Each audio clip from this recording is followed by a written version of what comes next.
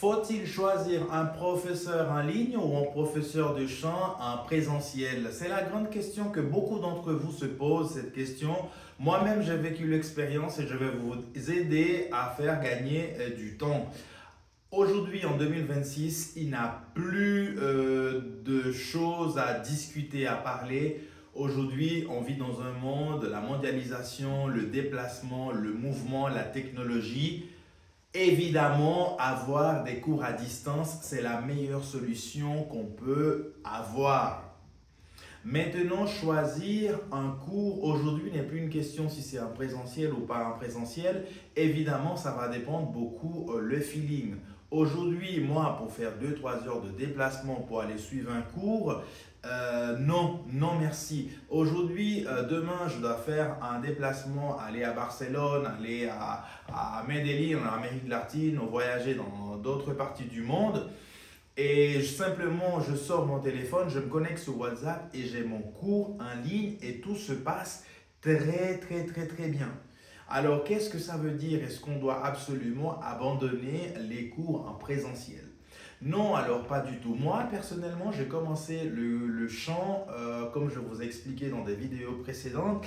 J'étais à Medellín en 2020, tout était paralysé. Vous savez bien pourquoi, qu'est-ce qui s'est passé en début 2020. Et on était à la maison. J'ai fait mon bilan vocal dans une école. Et ensuite, je suis resté en contact avec le prof. En arrivant en Europe, je reprends contact et là, le prof d'une cinquantaine d'années me dit ça n'existe pas, on ne fait pas des cours à distance.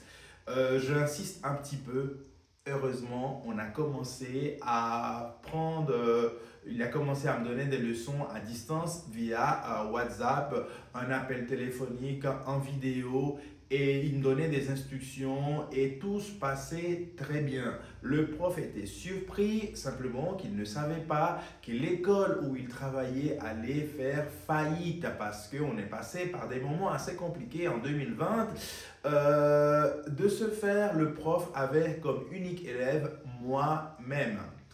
Et ici en Europe, pour le soutenir, j'ai trouvé d'autres amis qui se sont inscrits. Donc aujourd'hui, ce prof, il donne que des cours en ligne, il donne plus des cours en présentiel. Ça me fait rire parce que voir les barrières, hein, les paradigmes peuvent toujours évoluer, changer. Donc je suis vraiment content d'avoir contribué de cette manière dans la collaboration avec mon prof de chant. Alors, est-ce que tout s'est bien passé, tout était rose, tout était beau? Évidemment pas. Avec le temps, on a rencontré des points faibles. D'ailleurs, ce n'était même pas moi parce que j'ai démarré dans le chant avec peu d'expérience. Mon entourage était assez attentif. Donc, notamment, ma marraine suissesse, j'ai passé quelques temps chez elle dans cette période-là, heureusement.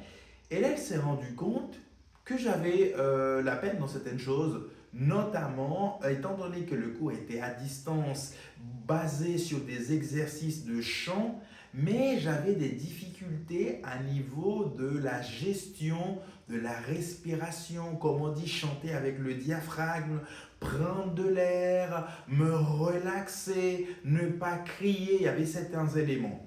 Alors là, elle va quand même me suggérer d'aller rencontrer un prof en présentiel. Donc, je vais faire un déplacement à Genève où j'ai trouvé ma grande prof Maria Krasnikova.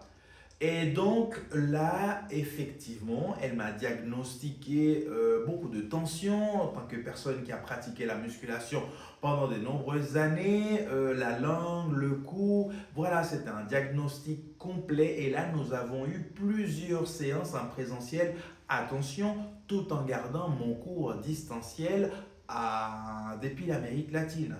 Donc, cette prof a particulièrement, c'était important de la voir. Par exemple, elle a pu mettre sa main sur mon ventre, elle a pu regarder certaines choses, elle a pu vraiment me voir. En fait, elle a posé des bases. Mais après, j'ai continué à évoluer avec mon prof en ligne. Donc, vous voyez un petit peu comment ça s'est mis en place. Donc, l'essentiel de ma formation dans le chant s'est déroulé essentiellement en ligne. et de manière ponctuelle et pour des problèmes très spécifiques et surtout au début. Donc j'ai rencontré une personne qui m'a énormément aidé. Alors les amis, qu'est-ce que ça veut dire pour vous que vous lancez dans le champ aujourd'hui? Bien évidemment, vous avez assez de matériel en ligne. Vous allez pouvoir suivre plusieurs chaînes et très important, trouver le feeling, la méthode qui vous convienne. Vous allez retrouver des nombreuses profs qui vont parler du même sujet et vous allez voir que c'est votre intuition qui va l'emporter, qui va vous guider à faire ce choix. Il y a des personnes que j'ai suivies pendant 6, 8 mois, 2 ans avant de acheter une formation, avant de les rencontrer par visio. Donc, c'est un choix que vous allez faire avec le temps. Le plus important, c'est d'agir. C'est de commencer à faire des choses, commettre des fautes, tomber, relever, avancer. Donc vraiment, c'est le conseil que je vous donne pour pouvoir choisir votre professeur en ligne et voir aujourd'hui, j'ai déjà été en déplacement pendant plusieurs mois et j'ai tout continué à suivre mes cours qu'en présentiel n'était pas du tout possible. Il peut y avoir des difficultés, des fois des problèmes de connexion d'une part ou d'une autre. Il peut y avoir en tout cas, il y a plus de positifs que de négatifs. Alors, je vous encourage vivement à regarder, à suivre ces conseils, à me suivre, étudiant en chant qui partage son expérience afin de vous faire gagner du temps. C'était Isaac, un plaisir. Abonnez-vous, restons en contact. Merci.